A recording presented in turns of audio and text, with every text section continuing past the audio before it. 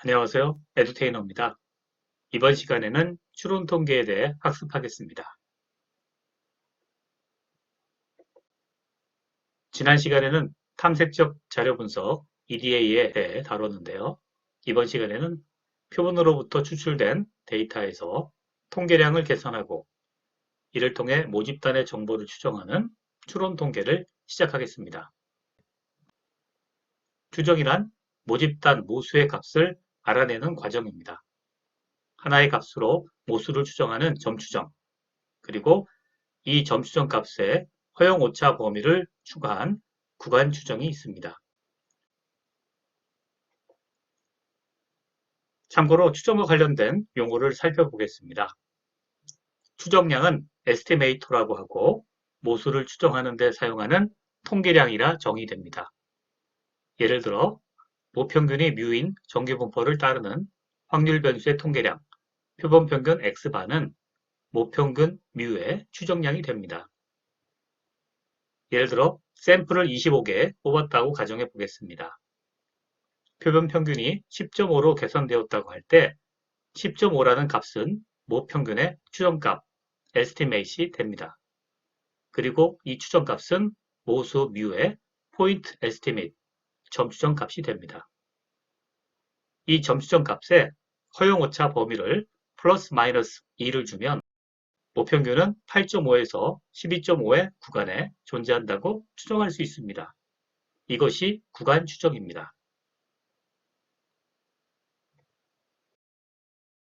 구간 추정의 방법을 좀 더 살펴보겠습니다.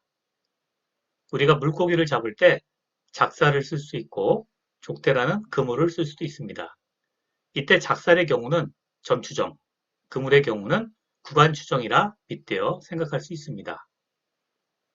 그런데 족대가 크면 클수록 물고기를 잡을 확률은 높아지겠죠. 물론 족대를 움직이는데 힘이 더 들긴 하겠습니다. 이와 비슷하게 구간 추정에서 범위가 클수록 추정된 범위에 모수값이 존재할 확률이 높아집니다. 이것을 신뢰 구간이라고 얘기하는데 95% 신뢰 구간이라는 의미는 모수값이 구간 추정값에 존재할 확률이 95%라는 의미입니다. 이 얘기를 다르게 풀면은 그물질을 할 때 실제로 고기를 잡을 수도 있고 못 잡을 수도 있고 그렇습니다. 그런데 95%라는 의미는 100번 그물질 할 때 95번 정도는 고기를 잡는데 성공한다는 의미로 생각하면 되는 겁니다. 이것이 신뢰 구간의 의미입니다. 신뢰 구간은 95%와 99%가 많이 사용됩니다. 당연히 99% 신뢰 구간이 95% 신뢰 구간보다 넓습니다. 그물의 폭이 넓다고 보면 됩니다.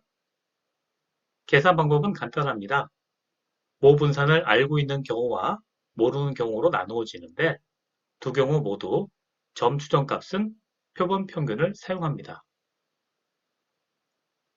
그리고 X바 평균 값을 중심으로 바운더리를 정해주는데 먼저 모 분산을 알고 있다는 가정하에서는 정규 분포와 표준 편차를 사용하여 수식과 같이 값을 구합니다.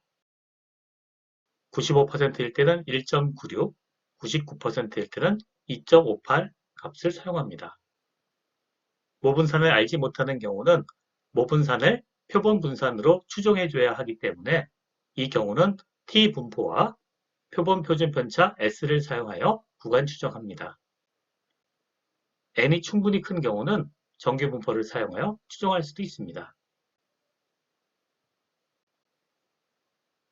추론 통계의 핵심인 가설 검정에 대해 알아보겠습니다. 가설 검정은 영어로 Hypothesis Testing이며 가설을 세우고 이 가설을 수학적인 근거로 채택하거나 기각하는 절차를 말합니다. 가설 검정에서는 귀무 가설과 대립 가설, 검정 통계량, 유의 수준, 그리고 p-밸류에 대해 리뷰하겠습니다. 가설 검증의 원리는 간단 명료합니다. 먼저 귀무 가설입니다. 귀무 가설은 널 하이포테시스입니다. 관습적이고 보수적인 것으로 차이가 없다, 마찬가지다, 관계가 없다는 식으로 해석이 됩니다. 반면에 대립가설, alternative hypothesis는 뭔가 차이가 있습니다. 이런 식으로 적극적으로 입증하려는 주장이 됩니다. 이를 입증하기 위해 통계적인 근거를 수립하게 되는 것이죠. 예를 들어 홍만이가 자동차 타이어를 새로 개발했다고 합시다. 홍만이는 타이어의 수명이 기존 타이어에 비해 크게 증가했다고 주장합니다. 이것이 대립가설 H1이 됩니다. 그러나 다른 사람들은 그건 내 주장이고 기존 타이어나 새로 만든 타이어나 마찬가지다. 즉 수명이 같다라고 합니다. 이것이 규모가설 H0가 되는 겁니다. 쉽게 말해서 뭔가 다르다고 주장하는 입장은 H1, 마찬가지다. 더 나을 게 없다는 식의 반대 주장은 규모가설 H0가 됩니다.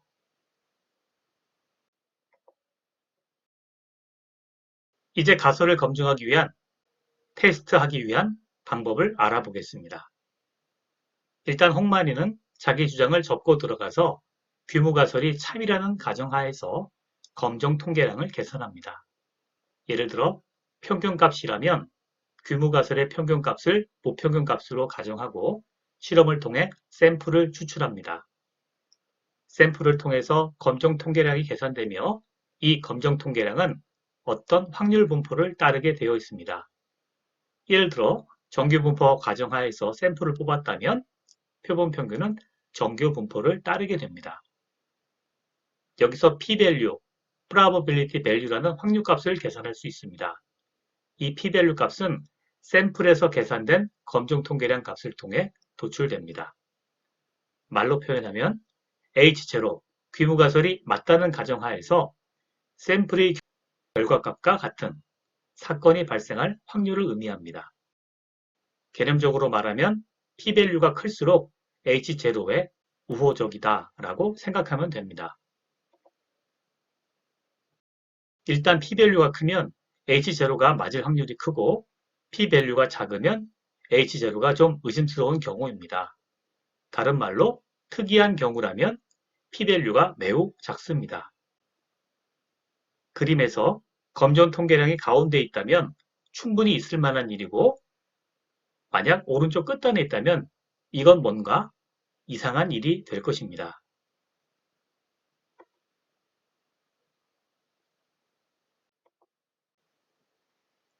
이제 가설 검증의 판단 절차에 대해 알아보겠습니다. p-value의 계산은 규모가설 H0가 참이라는 가정하에서 수행됩니다. p-value는 확률값으로 0에서 1 사이의 값을 가집니다. p-value가 크다면 이건 규모가설이 참인 경우 매우 자연스러운 결과가 될 겁니다. 그런데 만약 p-value가 작다면 이는 규모가설이 의심스러운 상황이 됩니다. 그러나 의심스럽다고 해서 그냥 H0가 틀렸다고 판단할 수는 없는 법이죠. 그렇다면 p-value가 얼마만큼 작아야 H0가 틀렸다고 판단을 할까요? 이때 기준이 되는 값이 유의 수준이라고 하는 알파 값입니다. 유의, significant, 한자로 해석하면 이슬류의 뜻의, 뭔가 의미가 있다 이렇게 되는 것이죠. 보통 유의 수준으로 0.05를 사용하는데 p-value가 유의 수준 0.05보다 작은 경우 H0를 틀렸다고 하여 기각하고 이는 즉 H1을 채택하는 것입니다. 이것이 판단 기준입니다. 그런데 말입니다. H0가 정말로 참인 경우라면 p-value는 0.05보다 항상 크게 나올까요? 그렇지 않습니다. p-value는 확률적이라 H0가 참이라고 해도 유의 수준 알파보다 작을 경우가 있습니다. 그러므로 이런 경우라면 H0가 맞는데 H0를 기각하는 오류를 범하게 되는 겁니다. 이 오류를 일종 오류라 하고 이 오류를 범할 확률을 유의 수준 알파로 삼는 것입니다. 말로 표현하면 유의 수준 0.05라는 것은 판단 실수를 할 확률이 오류를 범할 확률이 5%가 된다는 사실을 유의하라 라는 말로 생각할 수도 있습니다. 오류와 유의 수준에 대해 좀 더 알아보겠습니다. H0가 참인 경우, 거짓인 경우에 대하여 테스트의 판정은 H0를 채택하거나 기각하는 것이 됩니다. 그러면 다음에 4가지 경우가 발생합니다. 잠시 전에 나온 유의 수준 알파는 H0가 참일 때 H0를 기각하는 오류 확률이고 알파라 표시합니다. 반대로 H0가 틀린데 H0를 맞다고 판정하는 것도 오류입니다. 이때는 2종 오류라고 하고 베타로 표시합니다. 둘 중에 누가 더 중요할까요? 네, 1종 오류가 더 위험합니다. 그래서 1종 오류의 한계치를 알파, 유의 수준으로 정해 놓는 겁니다. 나머지 두 경우는 올바른 의사결정이 됩니다. H0가 맞는데 H0를 채택하는 것은 마찬가지다라고 판정하는 것이라 임팩트가 별로 없습니다. 그런데 H0가 틀린데 H0를 기각하는 것은 잡았다 요놈이 되는 경우라서 임팩트가 있습니다. 이를 통계에서는 검정력, 테스트 파워라고 얘기합니다. 이 파워는 큰 게 좋은 것이죠. 해서 확률 통계에서는 일종 오류를 제한하면서 검정력을 최대화하는 가설 검정을 추구합니다. 더 깊이 있고 재미있는 심오한 내용은 본 강의의 수준을 넘어서는 것이라 생략하도록 하겠습니다. 다음은 데이터 분석 실습에 필요한 가설의 유형에 대해 알아보겠습니다. 가설은 기각 방향이 한쪽이냐, 양쪽이냐에 따라 단측 검정과 양측 검정으로 구분됩니다. 이는 대립가설의 성격에 따라 정해지는데 대립가설이 기존보다 크다 또는 작다 이런 식으로 정의되면 단측 검정이 되고 대립가설이 기존과 다르다 이런 식으로 정의되면 양측 검정이 됩니다. 양측 검정이 되면 기각의 영역이 되는 기각력이 양쪽에 있고 단측 검정이 되면 기각력이 대립가설에 맞게 한쪽에 있게 됩니다. 예를 들어 예시에서 평균 시장에 대한 가설 검정의 경우 대립가설이 170이 아니다 라고 하면 양측 검정이 되고 대립가설이 170보다 크다가 되면 단측 검정이 되는 겁니다. 단측 검정은 기각력이 한쪽에 있고 양측 검정은 기각력이 양쪽에 있습니다.